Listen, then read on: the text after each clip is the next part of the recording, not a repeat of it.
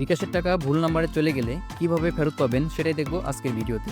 চলুন ভিডিওটি শুরু করা যাক। প্রথমেই বিকাশ অ্যাপটি পিন দিয়ে লগইন করে নিলাম। লগইন করার পরে প্রথমেই আমরা দেখব যে আমাদের বিকাশ অ্যাকাউন্টে কত টাকা ব্যালেন্স রয়েছে।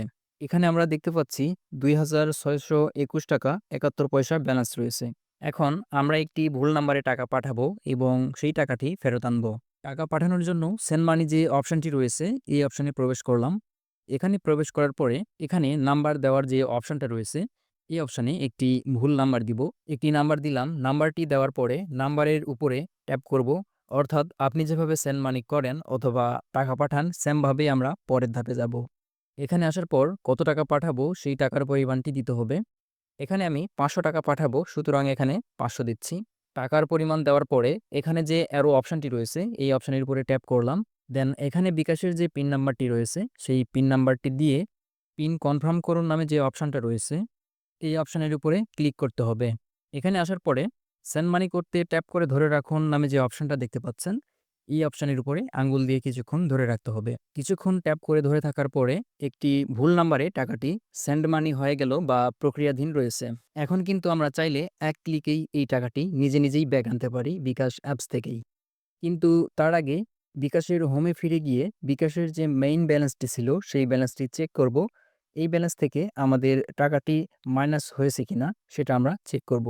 ওকে, আমরা ব্যালেন্স অপশনে এসে দেখতে পাচ্ছি বর্তমানে রয়েছে ২১২১ টাকা ৭১ পয়সা। অর্থাৎ আমাদের পূর্বে ব্যালেন্স ছিল ২৬২১ টাকা ৭১ পয়সা। সেই ব্যালেন্স থেকে কিন্তু ৫০০ টাকা মাইনাস হয়ে এখন বর্তমানে ২১২১ টাকা ৭১ পয়সা রয়েছে।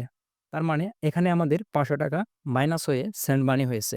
এখন আমরা যে টাকাটি পাঠাইলাম সেটা ফেরত আনবো। এজন্য আবারও প্রবেশ করব সেন্ড মানি অপশনে। সেন্ড মানি অপশনে প্রবেশ করার পরে নন বিকাশ নামে যে অপশনটা দেখতে পাচ্ছেন এই অপশনের উপরে ক্লিক করতে হবে। নন বিকাশ এই অপশনে ক্লিক করার পরে আমরা যে ভুল নাম্বারে টাকা পাঠিয়েছি সেই নাম্বারের পাশে দেখেন বাতিল নামে একটি অপশন দেখতে পাচ্ছি। এই অপশনের উপরে ক্লিক করতে হবে। এখানে ক্লিক করার পরে আমরা সেন্ড মানি রিকোয়েস্টটি বাতিল করতে চাই কিনা সেটা বলছে। অবশ্যই আমরা এই রিকোয়েস্টটি বাতিল করতে চাই। এজন্য হ্যাঁ অপশনের উপরে ক্লিক করব। এবার আমরা যে টাকাটি পাঠিয়েছিলাম সেই টাকাটি ব্যাক হয়ে চলে এসেছে এবং সেই টাকাটি আমাদের মেইন যে ব্যালেন্স রয়েছে সেই ব্যালেন্সে যোগ হয়েছে। আমরা যে টাকাটি ফেরত আনলাম আসলে সেই টাকাটি মেইন ব্যালেন্সে যোগ হয়েছে কিনা সেটা যদি চেক করি তাহলে দেখতে পাচ্ছি সেই মেইন ব্যালেন্সে টাকাটি কিন্তু যোগ হয়েছে। এখানে যে সিস্টেম দেখানো হইলো এই সিস্টেমে শুধুমাত্র যেই সিমে বা যেই নাম্বারে বিকাশ অ্যাকাউন্ট খোলা নেই সেই নাম্বার থেকেই এইভাবে টাকা ফেরত আনতে পারবেন। এখন যদি বলেন আমি যেই নাম্বারে টাকা পাঠিয়েছি সেই নাম্বারে বিকাশ অ্যাকাউন্ট খোলা রয়েছে, তাহলে কি করবেন? তখন আপনাকে সাথে সাথেই বিকাশ কাস্টমার কেয়ারে যোগাযোগ করতে হবে। সেটা হতে পারে ফিজিক্যালি অথবা ফোন কলের মাধ্যমে বা চ্যাটের মাধ্যমে, যেভাবে আপনার সুবিধা হয়। তাদের সাথে কন্ট্যাক্ট করার পরে তারা যে দিক নির্দেশনা দিবে সেই দিক নির্দেশনা অনুসারে আপনার টাকাটি অবশ্যই আপনি ফেরত পাবেন। আশা করি ভিডিওটির মাধ্যমে আপনি উপকৃত হয়েছেন। আপনি যদি সামান্যতম উপকৃত হয়ে থাকেন তাহলে এই ভিডিওতে একটি লাইক দিয়ে চ্যানেলটি সাবস্ক্রাইব করবেন।